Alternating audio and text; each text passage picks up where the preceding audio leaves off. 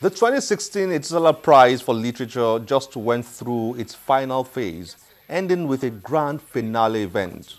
What a journey it has been for all the writers involved, especially the 3 shortlisted ones. Here's a report on it.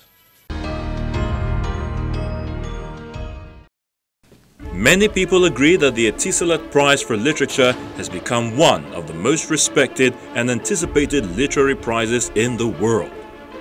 It is focused on rewarding first-time African authors living anywhere in the world, and telecom company Etisalat is not about to stop sponsoring the prize.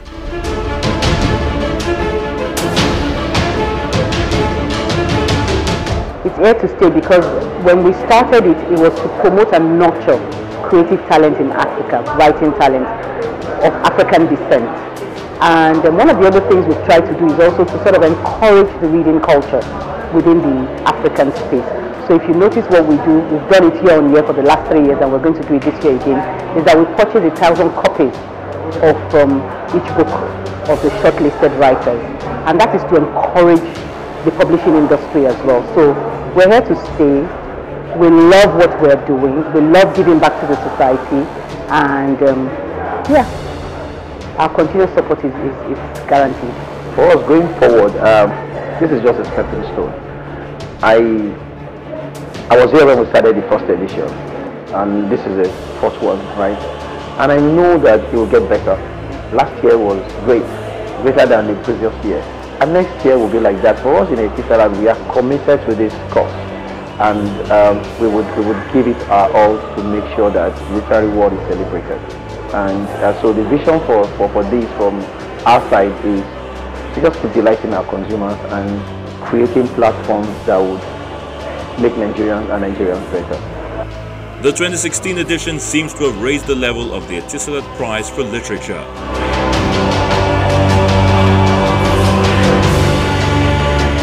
The vision grows every day. I can remember my team members, what they say to me is that this project is going bigger by the day. We're happy to continue to grow bigger with the project. An example of how we've grown bigger is we had a flash fiction masterclass. This is also an indication of how we're growing with the prize. So what we're trying to do is even to also encourage people and sort of, grow budding writers. So the masterclass was for flash fiction writers. We started getting emails from them saying that it was a great experience for them. So for us in-house, we're excited to continue to grow the prize. It's part of us now. We're excited about it. We had over 80 entries, and these are quite interesting books. I mean, when we're reviewing the entries, we even from our own internal review that we do, we're amazed at the quality of entries that we got this year. And to shortlist down to these 3, I must say a very wonderful thank you to the panel of judges. I mean, to the judges, they've done a fantastic job, because it's not easy looking through a pile of interesting work and then you come down to just these 3. They must have done a lot of work. 3 authors and their books were eventually shortlisted after a difficult selection process undertaken by this year's competition judges.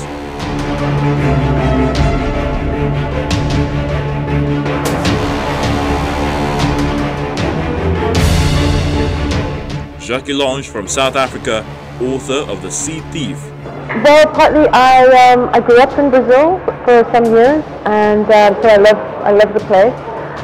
But on a more recent visit back to Brazil, I went to the northeast, to Salvador da Bahia, and I discovered that there was such a rich African heritage there, an African community, and a really vibrant, still existing practice of candomblé, which is the Afro-Brazilian spiritual tradition, which really traces its roots very strongly to the Yoruba orishas, they call them in Portuguese way of saying it. So I wanted to explore that and the connection, and I felt that more people should know about it, and I wanted to know about it. So this really was a journey for me to discover that, and then the seeds became a metaphor for joining those 2 worlds together, and a vehicle that I could use to hitch my stories to. Because the seeds, they travel through time, and they wait for the appropriate time to fall on fertile ground and grow, and they're different depending on the circumstances of the new place. So I really was looking at those themes of sort of hybridity and dislocation and being in transit, And also in terms of my protagonist, just the sense of being in the world as somebody who doesn't really have a home or has many homes and doesn't really know where to belong. I think that's quite a common feeling these days. There's a lot of people who come from a lot of different places, and so I was really looking at that sense of what is it to find home? Do you find it within yourself? Do you carry it with you? Do you find it in others? Yeah. Julie Iromwaya from Nigeria, author of Mr. and Mrs. Doctor. The other aspect of the story development came from, coming home to Nigeria to visit and having relatives who were interested in me, introducing me to different suitors. Some of the pairings were great and some of them were not so great. And so I thought it would be interesting to put together two people who shouldn't even be in the same room and put them in the same marriage together. And so that's where the idea of the arranged marriage began. Jowoili from Nigeria, author of And After Many Days. My book is about a family and the story set in Port Harcourt. It's a book about childhood, it's a book about a missing person, but it's also a book about a community, family, community going through something. That's really essentially what it's about. The three authors expectedly had happy feelings when they heard they had been longlisted and then shortlisted. When I first heard about it, it was just on social media, and I opened up my laptop and found out. And I kind of froze, didn't really believe it, closed it, kind of put it away for a while until it clicked, so I needed to really believe it, and then I opened it up again. I had tears in my eyes, obviously, and I called my mom and my sister immediately to tell them about it. But I just needed a moment to just is this real? Before I can move forward. Yeah. I got it through Twitter, and I was driving. I was on a road trip. I wasn't driving. I was in the passenger seat, so that's why I was checking Twitter. And I got this news, and I just remember looking down the road at the mountains in the distance. I had a lot of time to just let this news settle. I think I phoned my son, who's the first one, and told him. I was very excited, and then I just, it was a nice place to hear about it, because I didn't have any distraction after that. I could just really let it sink in, and I was really bowled over, and yeah. I was excited. I was joyous. My friends called me to go this might happen. I'm like, oh no, don't say it. But yeah, but it's just a good feeling to be shortlisted, to be longlisted.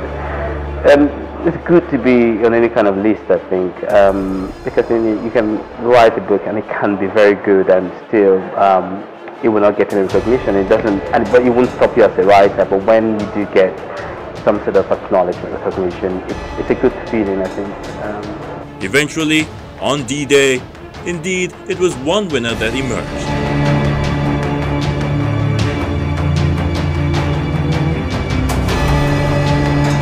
Jowoili, Africa's next literary icon, author of And After Many Days, winner of the 2016 Etisalat Prize for Literature.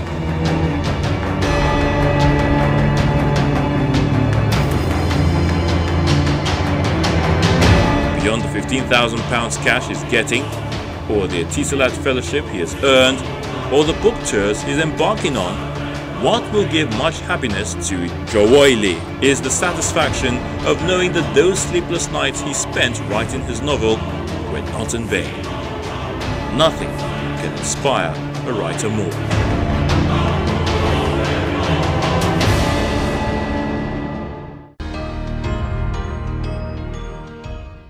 I hope you have enjoyed today's show. As always, we'll look forward to getting your feedback through any of our social media platforms displayed on your screen. I am Olakunle Kasumo. Remember, one great book can change your life. Bye-bye.